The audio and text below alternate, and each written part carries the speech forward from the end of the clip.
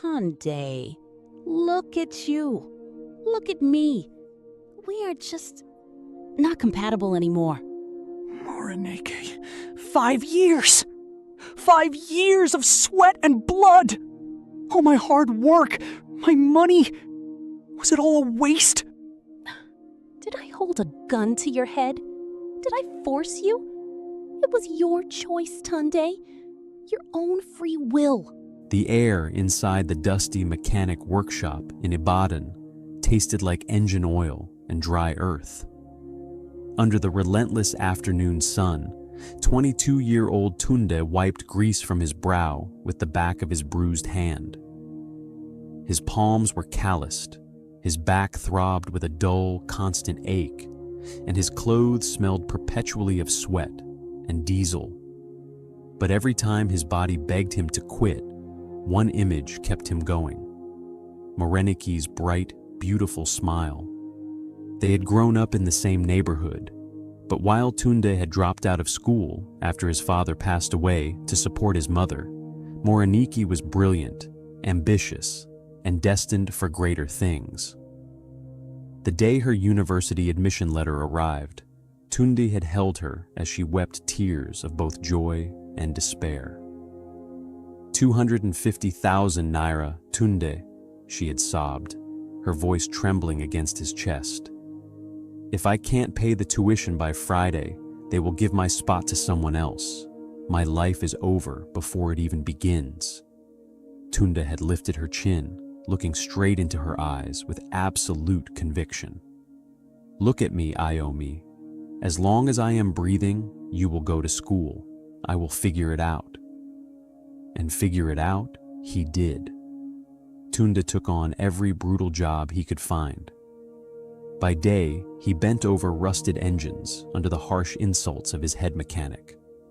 By night, he loaded heavy sacks of cement onto long-distance trucks until his shoulders bled. He skipped meals, living on single loaves of dry bread and tap water, sleeping on a thin mattress on the floor of a cramped face me I face you compound. Every single kobo he earned, he sent straight to Morenike's bank account.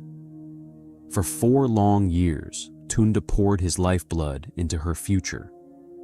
When she needed money for textbooks, he sold his late father's small plot of land in the village. When she needed money for project research, he went without medication when he fell ill. He was her shadow provider, sacrificing his youth so she could build hers. As the years passed, something subtle began to change. When Tunde called her at night, her answers grew shorter, her voice colder. I'm studying, Tunde, I'll call you back, she would say before hanging up. In reality, campus life had transformed Morenike. Surrounded by the children of wealthy politicians and businessmen, she became ashamed of her roots and deeply ashamed of Tunde. She wore designer clothes bought with his hard-earned money, snapping photos for social media with the university's cool kids, while casually hiding her phone whenever Tunde's name popped up on the screen. The breaking point arrived on her graduation day. Tunde had saved for 3 months to buy her a modest gold-plated necklace. He arrived on campus wearing his absolute best native attire, faded but freshly ironed, carrying a single red rose. When he finally spotted her in the bustling crowd of graduates, his heart swelled with immense pride. Morenike, omo elemi, he called out, his face lighting up. Morenike froze. The laughter drained from her face as her friends turned to look at the rough-looking young man rushing toward them. Who is that? One of her flashy friends sneered. Morenike swallowed hard, her eyes darting in panic. Ignore him.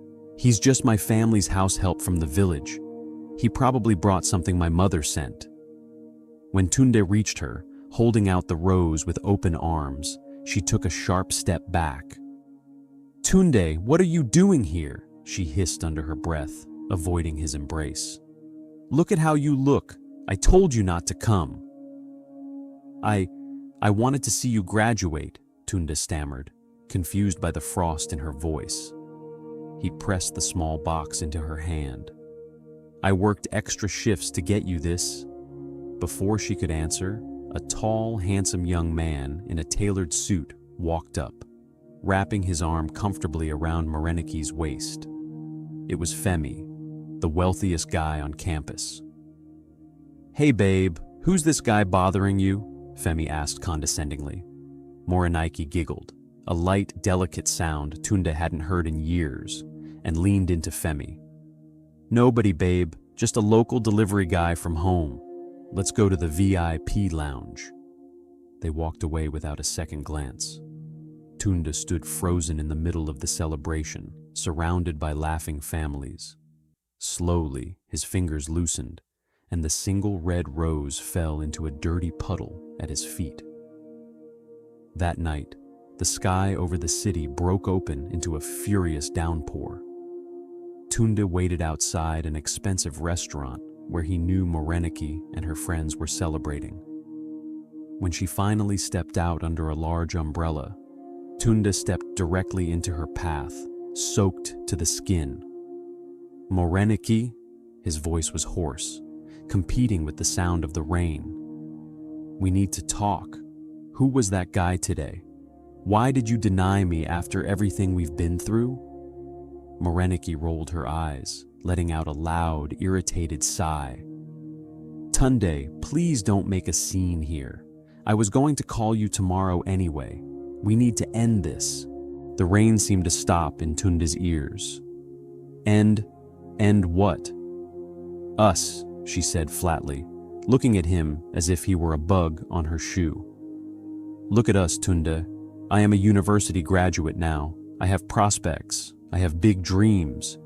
You are still just a mechanic boy working in the mud. We aren't compatible anymore. We live in two completely different worlds.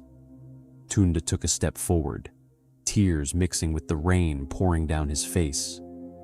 Incompatible? Morenike, I gave you my entire life.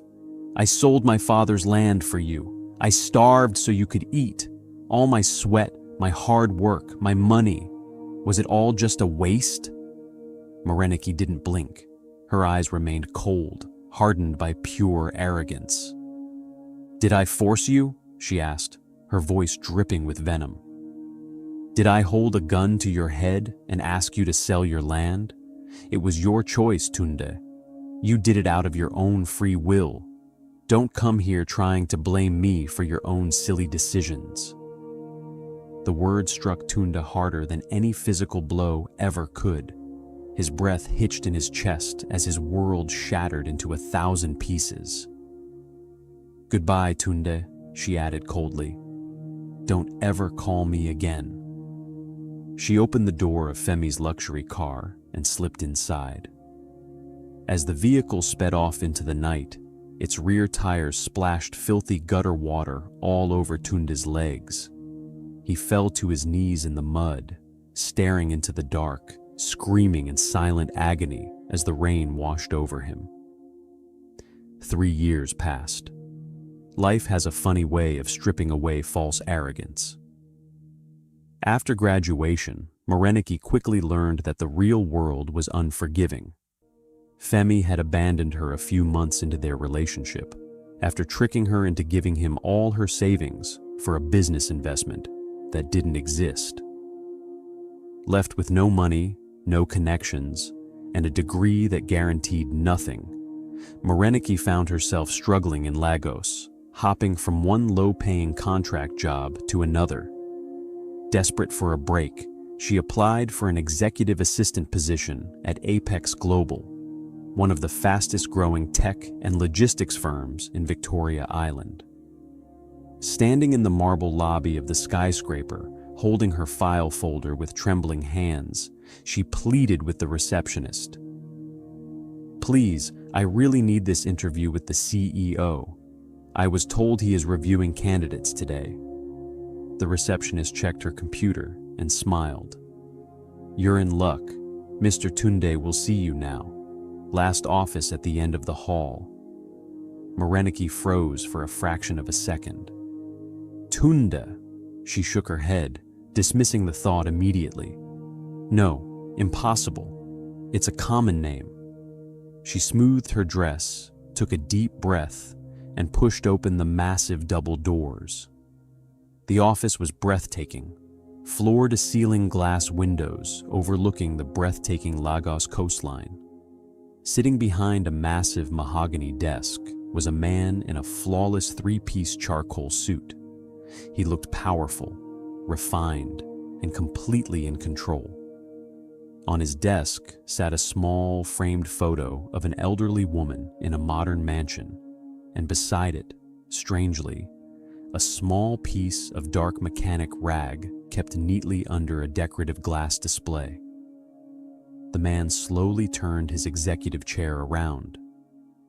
Morenike's breath caught in her throat.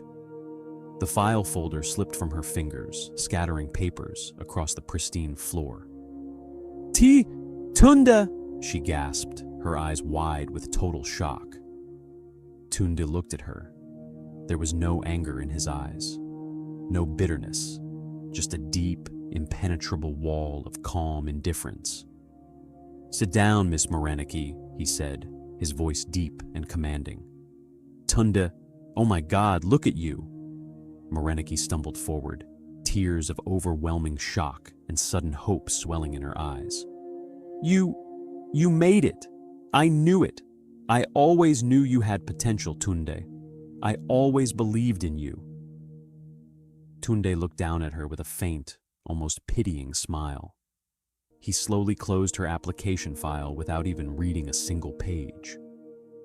After that night in the rain, Tunde said softly, leaning back in his chair, I realized something.